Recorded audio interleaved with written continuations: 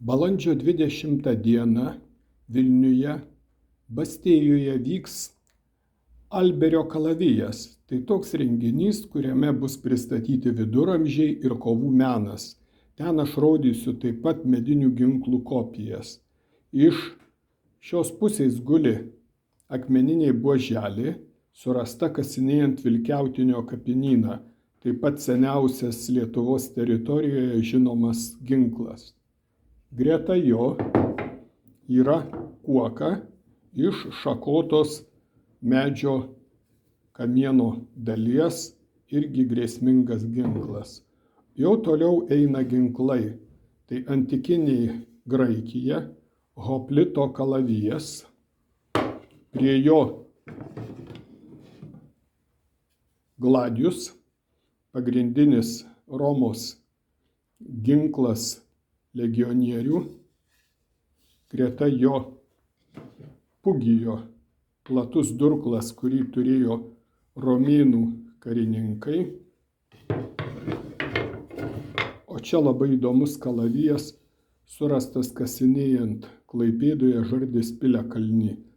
Tai tiksliai nustatyta, kad tai Kuršių kalavijas su rombiniu papuošimu kryžmyje.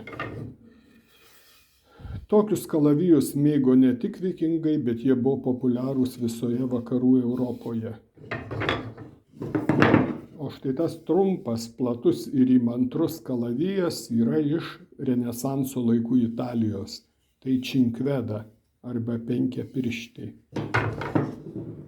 Charakteringų formų durklas yra vadinamas baloku. Jis taip pat Renesanso laikais išplito po Europą. Greta jo guli kardas be kryžmės, bet su charakteringu bumbulo gale. Tai jetaganas, rytietiškas raitelių ginklas.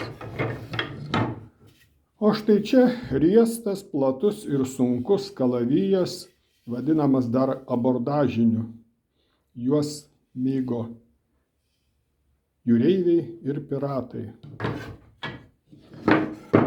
Liepsnos liežuvį primena ginklas, tai Malajų krisas iš rytų Azijos šalių. O tas keistai išlenktas durklas arba netgi trumpas kalavijas yra iš Nepalo. Tai jų nacionalinis ginklas kukris. Ir pats paskutinis durklas arba trumpas kalavijas su ypatingais raižiniais yra jau nebe istorinis, o tai iš kino filmo Žiedų valdovas ir jis priklausė Frodui, rastas trolių urve. Štai tokia ginklų kolekcija ir tokie jų pavadinimai. Dar nėra katanos, nėra falkatos, nėra kitų istorinių ginklų, bet jie bus.